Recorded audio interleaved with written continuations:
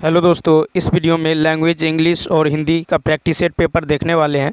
यह वीडियो बिहार शिक्षक भर्ती 2024 के लिए अति महत्वपूर्ण रहने वाला है, तो आप लोग लास्ट तक जरूर बने रहिएगा। तो चलिए देखते हैं क्वेश्चन नंबर फर्स्ट से। क्वेश्चन नंबर फर्स्ट है कि select the most appropriate antonym of the given word delay. अब देखिए, डिले जो है एक नाउन है और इसका अर्थ होता है देर करना। ठीक है, क्या होता है? देर करना। ठीक है, तो इसका जो एंटोनिम होगा ये होगा एडवांस। क्या होगा? एडवांस। एडवांस मतलब होता है आगे। क्या होता है? एडवांस मीन्स आगे। ठीक है, उसके बाद देखिए कॉन्टिन्यूएशन मतलब होता है जारी रखना। ठीक है, अब चलिए देखिए, होल्ड मतलब होता है रोकना। HOLD, होल्ड मतलब क्या होता है? होल्ड मतलब होता है रोकना। पोस्टपोन, पोस्टपोन मतलब होता है टालना। और रेस्ट्रिक्ट मतलब होता है पाबंदी लगाना। ठीक है, तो याद रखना है डिले का एंटोनिम होगा एडवांस यानी सी ऑप्शन। अब चलिए देखते हैं क्वेश्चन नंबर सेकंड। सेकंड है कि select the most appropriate option to fill in the blank. Electric, gates, make oars, cause dot dot dot. तो देखिए, दो का जो राइट आंसर होगा ये होगा बी ऑप्शन। क्या होगा? बी ऑप्शन यानी कॉन्वेनिएंट। अब देखिए, इलेक्ट्रिक गेट्स मतलब इसका मतलब होता है कि घरेलू कार्यों को सुविधाजनक या आसान बनाना। ठीक है, सुविधाजनक अथवा आसान के लिए यहाँ पे होगा CONVNIENT। ठीक है, इस शब्द को यहाँ पे जो है आपको फिल करना होगा। तो इसका बी ऑप्शन क्या होगा? राइट होगा। बी ऑप्शन क्या होगा? राइट होगा। अब चलिए देखते हैं क्वेश्चन नंबर 3। देखिए, क्वेश्चन नंबर थ्री है कि teachers day is celebrated on. Teachers day is celebrated on 5 सितंबर। ठीक है, टीचर्स डे कब मनाया जाता है? तो 5 सितंबर को, यानी इसका जो राइट आंसर होगा ये होगा ई ऑप्शन। कब मनाया जाता है? 5 सितंबर। ठीक है, 5 सितंबर। ठीक है, तो इसका ई ऑप्शन क्या होगा? राइट होगा। अब चलिए देखते हैं क्वेश्चन नंबर 4 है कि Indians first prime minister was. तो 4 का जो राइट आंसर होगा ये होगा बी ऑप्शन यानी जवाहरलाल नेहरू। तो देखिए, इंडियन फर्स्ट प्राइम मिनिस्टर वो जवाहरलाल नेहरू। भारत के प्रथम प्रधानमंत्री कौन थे? तो पंडित जवाहरलाल नेहरू। तो इसका बी ऑप्शन क्या होगा? राइट होगा। अब चलिए देखते हैं क्वेश्चन नंबर 5। अब देखिए, क्वेश्चन नंबर 5 है कि select the option that can be used as a one word substitute for the given group of words। देखिए, फीलिंग और स्विंग, एक्सट्रीम टाइडनेस। अब देखिए, फीलिंग और स्विंग, एक्सट्रीम टाइडनेस मतलब होता है थका हुआ। क्या होता है? थका हुआ। तो इसका जो राइट आंसर होगा ये होगा सी ऑप्शन यानी WEARY। इसका मतलब क्या होता है? इसका मतलब ही होता है थका हुआ। ठीक है, उसके बाद देखिए ड्राउजी। ड्राउजी मतलब होता है निद्रालु। ड्राउजी मतलब होता है निद्रालु। ठीक है, नर्वस, नर्वस मतलब होता है घबराया हुआ। ठीक है, नर्वस मतलब क्या होता है? तो घबराया हुआ। ड्राउजी मतलब क्या होता है? तो निद्रालु। ठीक है, और वेटेलाइज्ड मतलब होता है ऊर्जान्वित किया हुआ। तो याद रखना है फीलिंग और स्विंग, एक्सट्रीम टायर्डनेस। इसका जो देखिए, इस वन वर्ड सब्स्टिट्यूशन का जो राइट आंसर होगा ये होगा सी ऑप्शन यानी WEARY मतलब होता है थका हुआ। क्वेश्चन नंबर 6 का था select the most appropriate synonym of the given word. अब देखिए, ट्रांसिएंट। अब देखिए 6 का जो है ट्रांसिएंट ये एडजेक्टिव है। ठीक है, ट्रांसिएंट क्या एडजेक्टिव है? इसका अर्थ होता है क्षणिक। क्या होता है? इसका अर्थ होता है क्षणिक।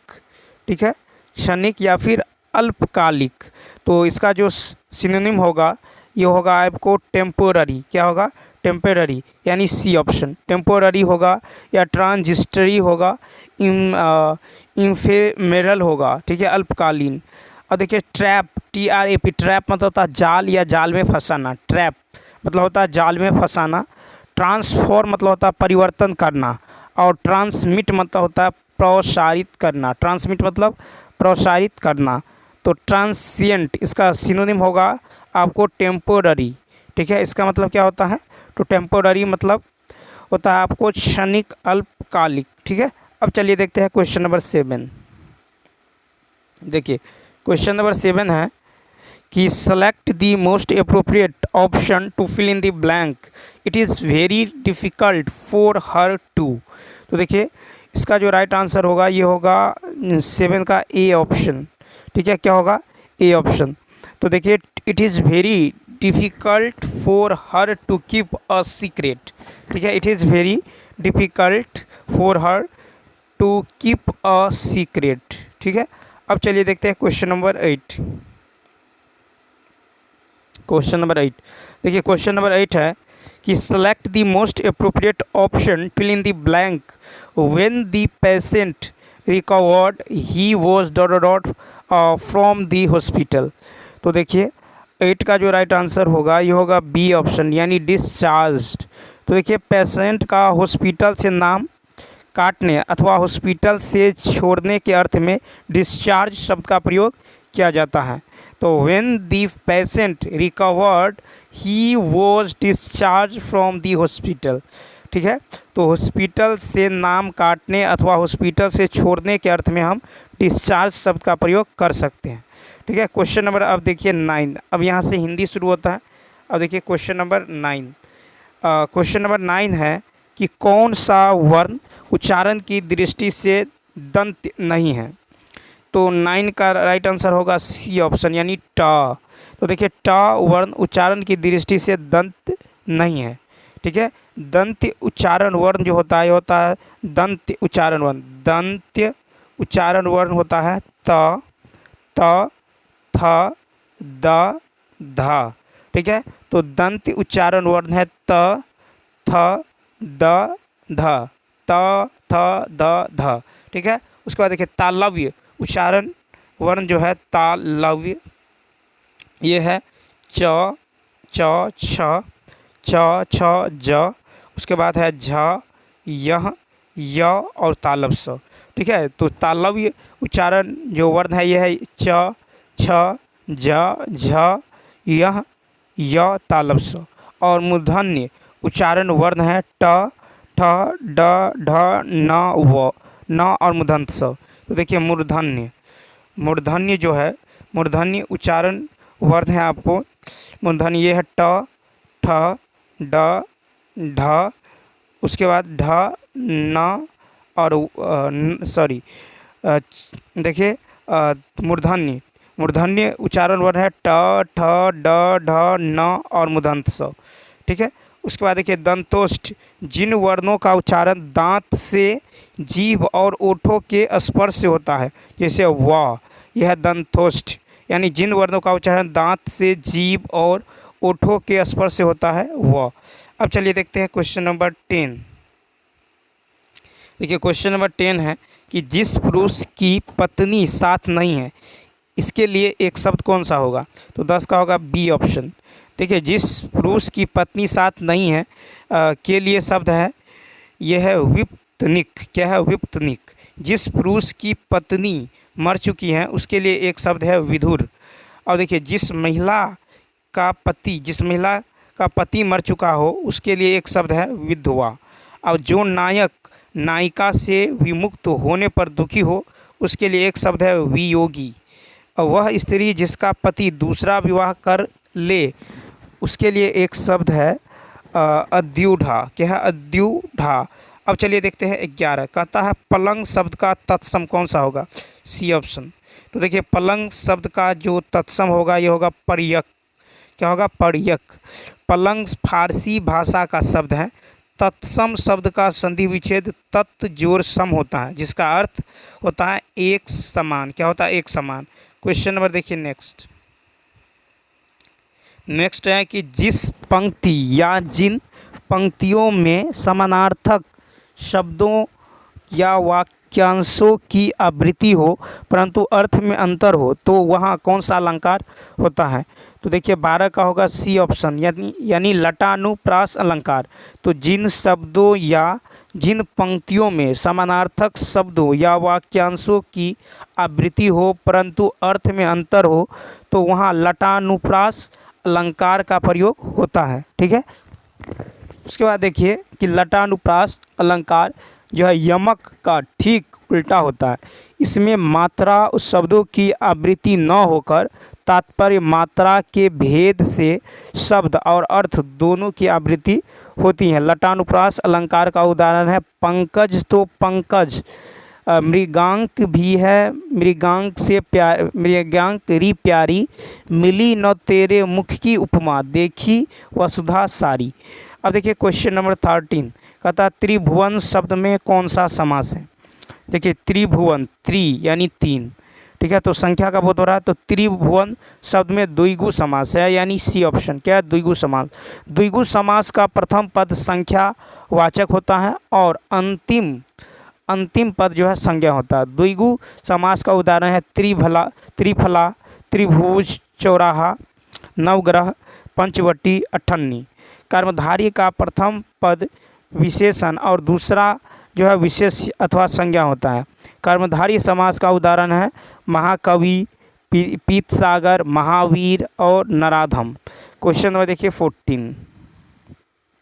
क्वेश्चन नंबर 14 है कि तालव्य महाप्राण अघोष व्यंजन वर्ण का उच्चारण कौन सा है। तो देखिए इसका जो राइट आंसर होगा ये होगा बी, छ। तो तालव्य महाप्राण अघोष व्यंजन वर्ण का उदाहरण है छ। जिन वर्णों का उच्चारण तालु और जीभ के स्पर्श से होता है, ठीक है, जिन वर्णों का उच्चारण तालु और जीभ के स्पर्श से होता है उसे क्या कहते हैं, तालव्य, ठीक है, महाप्राण। अब देखिए तालव्य वर्णों के अंतर्गत हर्ष, ई, दीर्घ ई, च, छ, ज, झ, य और तालव स्व हैं। जिन व्यंजन वर्णों के उच्चारण में जो है हकार यानी ह की जैसी ध्वनि रहती हैं उन्हें महाप्राण व्यंजन कहते हैं, ठीक है, ह की ध्वनि रहती है उन्हें महाप्राण व्यंजन कहते हैं। प्रत्येक वर्ग का दूसरा, चौथा वर्ण और अष्टम व्यंजन वर्ण महाप्राण के अंतर्गत आते हैं, ठीक है। प्रत्येक वर्ण का दूसरा, चौथा वर्ण, ठीक है, अष्टम व्यंजन वर्ण के अंतर्गत आते हैं। नेक्स्ट, मूर्धन्य महाप्राण अघोष व्यंजन वर्ण का उदाहरण कौन सा है। तो 15 का होगा बी ऑप्शन यानी ठ। तो देखिए मूर्धन्य महाप्राण अघोष व्यंजन वर्ण का उदाहरण है ठ। मूर्धन्य जिन वर्णों का उच्चारण मूर्धा और जीभ के स्पर्श से होता है, मूर्धन्य ठीक है, मूर्धन्य जो है महाप्राण। तो अघोष व्यंजन का उदाहरण क्या है, तो ठ है, ठ। अब देखिए मूर्धन्य वर्ण है री, ट, ठ, ड, ढ, न, ल और मूर्धन्य स। अब देखिए मुख्य के 6 भाग हैं, इन्हीं 6 भागों से वर्णों का उच्चारण होता है। नेक्स्ट, क्वेश्चन नंबर 6 है कि शायद आज आप ज़्यादा व्यस्त हैं। इस वाक्य में ज़्यादा जो है किस प्रकार का विशेषण है। 16 का होगा ए, परिमाणवाचक विशेषण। शायद आज आप ज़्यादा व्यस्त हैं, इस वाक्य में ज़्यादा जो है परिमाणवाचक विशेषण है। परिमाणवाचक जिससे परिमाण का बोध होता है। परिमाणवाचक विशेषण के 5 जो है उपभेद हैं। जैसे पहला है पर्याप्ति बोधक, जैसे बस, केवल, काफ़ी, चाहे। तुलना बोधक, जैसे और, अधिक, कम, कितना, इतना। क्रम बोधक, जैसे क्रम से, यथा क्रम, थोड़ा थोड़ा। और उसके बाद है अधिक बोधक, जैसे खूब, बिल्कुल, भारी, बहुत। उसके बाद है न्यूनता बोधक, जैसे जरा, थोड़ा, कुछ, लगभग। अब देखिए क्वेश्चन नंबर 17। क्वेश्चन नंबर 17 है कि आलोक का विलोम शब्द क्या है। आलोक का विलोम शब्द जो है ये क्या है। तो 17 का राइट आंसर होगा सी यानी तिमिर। तो देखिए आलोक का विलोम है तिमिर। लोक का विलोम शब्द है परलोक। ज्वलन का विलोम शब्द है समन। तिष्ण का विलोम शब्द है कुंद। और बरबोला का विलोम शब्द है गुमसुम। क्या है, गुमसुम। 18 हिंदी वर्णमाला में स्वरों की संख्या है। तो 18 का होगा सी ऑप्शन। तो हिंदी वर्णमाला में स्वरों की संख्या 11 है। हिंदी वर्णमाला में स्वर है अ, आ, हर्ष, ई, दीर्घ ई, हर्षु, दुर्घु, री, ए, ऐ, ओ, औ। ठीक है, हिंदी में कुल 52 वर्णमाला है। हिंदी में कुल 52 वर्णमाला है। ठीक है, स्पर्श व्यंजन की संख्या, जिसमें स्पर्श व्यंजन की संख्या कितना है, 25 है। इसमें जिसमें स्पर्श व्यंजन की कुल संख्या 25 है। अंतस्थ जो व्यंजन है उनकी संख्या 4 है। अंतस्थ व्यंजन की संख्या 4 है। ठीक है। उष्म व्यंजन देखिए जो है इसमें स्पर्श जो व्यंजन है, स्पर्श व्यंजन, इसकी संख्या कितना है? 25 है। उसके बाद अंतस्थ अंतस्थ अंतस्थ व्यंजन की संख्या 4 है। उसके बाद देखिए उत्तम व्यंजन, उत्तम व्यंजन की संख्या भी 4 है। उत्तम व्यंजन की संख्या 4 है। उसके बाद द्विगुण व्यंजन की संख्या कितना है? 2 है। और अयोग्य वाह की संख्या 2 है, अनुस्वार और विसर्ग। अब चलिए देखते हैं क्वेश्चन नंबर 19। देखिए 19 है कि जिन पंक्तियों में एक शब्द या शब्द समूह अनेक बार आए किंतु उनका अर्थ प्रत्येक बार भिन्न हो तो वहाँ कौन सा अलंकार होता है? 19 का होगा ए, यमक अलंकार। जिन पंक्तियों में एक शब्द या शब्द समूह अनेक बार आए किंतु उनका अर्थ प्रत्येक बार भिन्न हो तो वहाँ यमक अलंकार होता है। शब्द और अर्थ की शोभा बढ़ाने वाले अलंकार को अर्थ अलंकार कहते हैं। और अलंकार के मुख्यतः 2 भेद हैं, एक तो होता है शब्दालंकार, दूसरा होता है अर्थालंकार। तो इसके अतिरिक्त कहीं कहीं अलंकार में शब्द और अर्थ जो है दोनों का रजन होता है, उसे उभयालंकार के रूप में जाने जाते हैं। ठीक है। शब्दालंकार के 3 भेद है, अनुप्रास, यमक और श्लेष। 20 जो दंड पाने योग्य हो, इस वाक्यांश के लिए सही शब्द कौन सा है? सी ऑप्शन, दंडनीय। जो दंड पाने योग्य हो इसके लिए है दंडनीय। जिसके पास देने के लिए कुछ भी न हो उसके लिए एक शब्द है अकिंचन। जो क्षमा पाने योग्य है उसके लिए एक शब्द है क्षम्य। ठीक है। क्षमा पाने योग्य क्षम्य है। तीनों लोकों को जानने वाला के लिए एक शब्द है त्रिकालज्ञ। ठीक है, त्रिकालज्ञ। अब देखिए क्वेश्चन नंबर 21। क्वेश्चन नंबर 21 है कि कौन सा शब्द उपमा का पर्यायवाची शब्द नहीं है? तो 21 का होगा ए, खाद। तो देखिए खाद उपमा का पर्यायवाची शब्द नहीं है। उपमा का अन्य पर्यायवाची शब्द है तस्बीह, समता, सादृश्यता, जोर, साम्य आदि।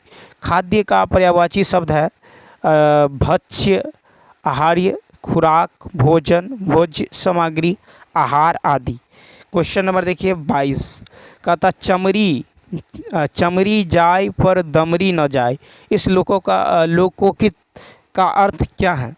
तो 22 का होगा सी ऑप्शन, यानी बहुत कंजूस होना। चमरी जाय पर दमरी न जाए, इस लोकोकित का अर्थ होता है बहुत कंजूस होना। अब देखिए बंदर बांट मुहावरे का अर्थ है किसी वस्तु के वितरण में घोर और नियमितता। अब देखिए हाथ कंगन को आरसी, क्या हाथ कंगन को आरसी क्या लोकोकित का अर्थ है प्रत्यक्ष को प्रमाण क्या। भागते भूत की लंगोटी भली, लोकोकित का अर्थ है बचे हुए धन को अधिक समझाना। ठीक है। क्वेश्चन नंबर देखिए 23। नेक्स्ट है कि इनमें से किस शब्द की वर्तनी शुद्ध है? तो 23 का जो राइट आंसर होगा ए ऑप्शन, यानी तिरस्कार। ठीक है। तो हर्षी का रौ, दंत सो को आकार और रौ, तिरस्कार जो है क्या है? तिरस्कार। ठीक है, तिरस्कार। तो तिरस्कार शब्द का जो है ये शुद्ध वर्तनी है। ठीक है। तिरस्कार का अर्थ होता है अनदेखी करना, उपेक्षा करना, अस्वीकार करना, घृणा करना आदि। क्वेश्चन नंबर देखिए नेक्स्ट 24। अब देखिए नेक्स्ट है कि गरुड़ का पर्यायवाची शब्द कौन सा है? 24 का ए, खगेश। गरुड़ का पर्यायवाची शब्द खगेश है। गरुड़ का अन्य पर्यायवाची शब्द है पत्रगारी, उड़गारी, हरियान, वातने, खगपति, सुपर, विषमुख आदि। नेक्स्ट, दांत गिनना मुहावरे का क्या अर्थ है? बी ऑप्शन, यानी उम्र पता लगाना। दांत गिनना मुहावरे का अर्थ है उम्र पता लगाना। दांत पीसना मुहावरे का अर्थ है क्रोध प्रदर्शन करना। दांत निपोरना मुहावरे का अर्थ होता है गिराना। दांत से दांत बजाना मुहावरे का अर्थ होता है बहुत जारा पड़ना। दांत पीस कर रह जाना मुहावरे का अर्थ होता है क्रोध पीकर रह जाना। अब देखिए क्वेश्चन नंबर 26 से 30 कहता है कि गद्यांश को पढ़कर जो है उत्तर दें। तो चलिए देखते हैं, पहले क्वेश्चन देखते हैं। देखिए क्वेश्चन है कि गद्यांश का उपयुक्त शीर्षक हो सकता है। गद्यांश का उपयुक्त जो है शीर्षक हो सकता है। अब चलिए देखते हैं पैसेज। देखिए, भारत ने स्वाधीनता प्राप्त करने के बाद अनेक क्षेत्रों में महत्वपूर्ण उपलब्धियां प्राप्त की हैं। जब हम स्वतंत्र हुए तो उस समय हमारी स्थिति अच्छी न थी। सरकारी प्रयासों से काफ़ी सुधार हुआ, परंतु अभी भी एक क्षेत्र ऐसा है जिसमें हम अभी तक कुछ विशेष नहीं कर पाए हैं। वह क्षेत्र से है खेलों का। अब देखिए, इससे बड़ी विडंबना और क्या हो सकती है कि वर्षी से हम ओलंपिक में एकाध स्वर्ण पदक भी न जीत पाएँ। दुनिया के छोटे छोटे और विकसित निर्धन राष्ट्रों के प्रतिभागी भी खेलकूद के क्षेत्र में हमसे आगे निकल गए हैं। कभी हॉकी का विशेष चैंपियन रहने वाला भारत का आज इस खेल में अपनी प्रतिष्ठा खो चुका है। खेलों में गिरते स्तर के लिए कौन जिम्मेदार है? खेलों में स्तर, तो यहाँ देखिए खेलों में गिरते स्तर। अब देखिए, एक और सरकार की उदासीन दोषपूर्ण सरकारी नीतियाँ, तो दूसरी ओर विभिन्न खेल संघों की गुटबाजी, खिलाड़ियों के लिए सुविधाओं एवं प्रशिक्षण का सर्वथा अभाव या कुछ और प्रतियोगिताओं में भाग लेकर खाली हाथ लौटने पर सभी एक दूसरे को दोषी बताते हैं। कारण चाहे जो भी हो, इतना तय है कि खेलकूद को राष्ट्रीय सम्मान का पर्याय नहीं मानते। अभाव प्रतियोगिताओं का नहीं, अभाव है तो लगन का, प्रोत्साहन का, संकल्प का और मुंहतोड़ जवाब बने वाले जीवित का।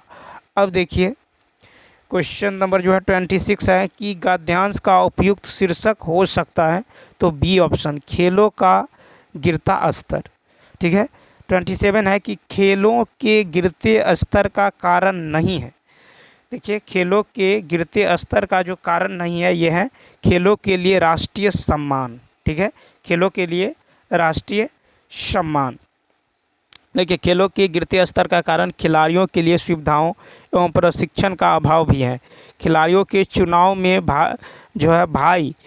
भतीजावाद भी खेल के स्तरों को गिरने का कारण होता है। अब देखिए 28 है, क्वेश्चन नंबर 28 है कि खेलों पर नकारात्मक प्रभाव पड़ता है। तो खेलों पर नकारात्मक प्रभाव पड़ता है आपसी गुटबंदी होने से। ठीक है, खेलों पर जो है नकारात्मक प्रभाव आपसी गुटबंदी होने पर जो है पड़ता है। खेल में जीत सामूहिक प्रयास का परिणाम होता है। 29 है कि गद्यांश के अनुसार राष्ट्र की उपलब्धियों में नहीं है, तो सी ऑप्शन खेल।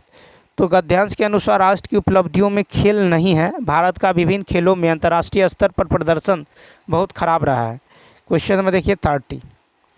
क्वेश्चन नंबर 30 है कि खेलों में निर्धन राष्ट्र भी हमसे आगे निकल गए हैं क्योंकि वहाँ खेलों को राष्ट्र सम्मान। खेलों में निर्धन राष्ट्र भी हमसे आगे निकल गए हैं क्योंकि वहाँ खेलों को राष्ट्र सम्मान से जोड़ा जाता है। खिलाड़ियों को खेल को राष्ट्र सम्मान से जोड़कर देखना चाहिए। खिलाड़ियों को निरंतर अभ्यास करना चाहिए जिससे सफलता लगातार बना रहे। तो चलिए दोस्तों, इस वीडियो में इतना ही। यदि यह वीडियो अच्छा लगा हो तो लाइक, शेयर और सब्सक्राइब करना न भूलें। साथ ही कमेंट करके बताएं कि यह वीडियो आपको कैसा लगा। तो चलिए मिलते हैं नेक्स्ट वीडियो में। Thanks for watching.